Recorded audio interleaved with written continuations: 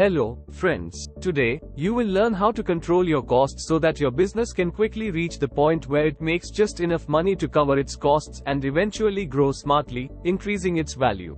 For the sake of simplicity, assume that one pack of wood press oil, which we will call 1 unit, has a sales price of 100 rupees. When you sell 1 unit of wood press oil for 100 rupees, the cost of materials is 63 rupees. Also, add 3 rupees for bottling and packing and another 1 rupee for transporting and distributing the wood press oil. Plus, 1 rupee goes to marketing and advertising. So, your variable costs, which change with the number of wood press oils you sell, are about 68 rupees for each unit of wood press oil. Now, let's look at the fixed costs that stay the same no matter how many units of wood press oil you sell.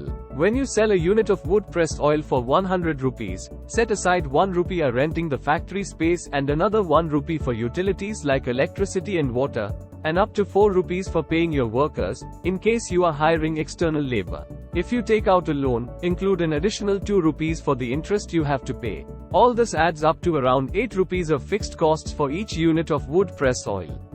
When you add up both the fixed and variable costs, it costs you 76 rupees to make each unit of wood press oil which is sold for 100 rupees. This means you make a profit of 24 rupees for each unit of wood press oil. However, you may have to pay 7 rupees in taxes, so after taxes, your profit is around 17 rupees per wood press oil.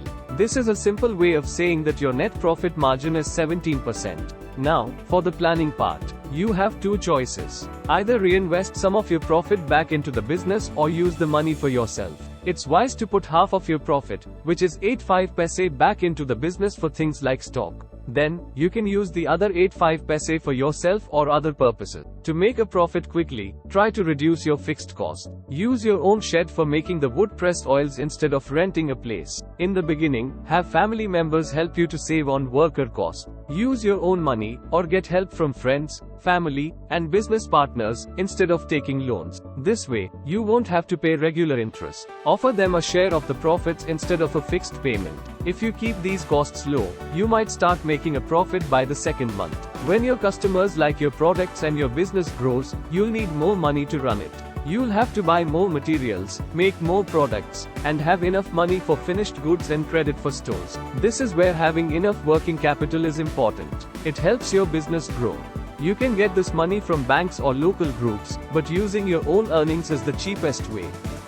By keeping and reinvesting half of your profits into the business, you do 2 things. You have more working capital to work with, and you increase the value of your business. When you reinvest, you can handle bigger orders and keep more stock.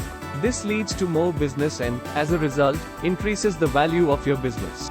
Let's look ahead. If you continue to grow the number of stores, your business could be worth 45 lakh rupees to 50 lakh rupees at the end of the first year. The value of your business can become 75 lakhs to 1 crore if you work double shift in second and third year. The more money you put back into your business, the more credit you can get, the more you can sell, and the higher your business value will go. All the best. Please like, share, subscribe to Vyapara Coach channel.